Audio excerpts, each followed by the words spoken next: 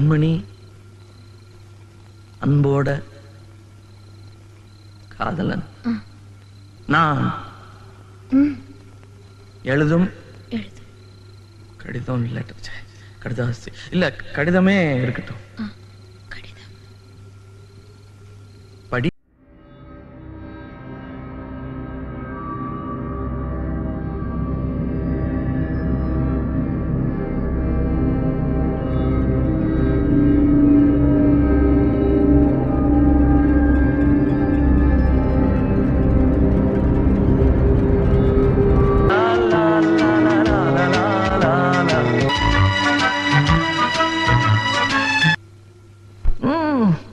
எனக்கு உண்டான காயம் அது தன்னால ஆறிடும்.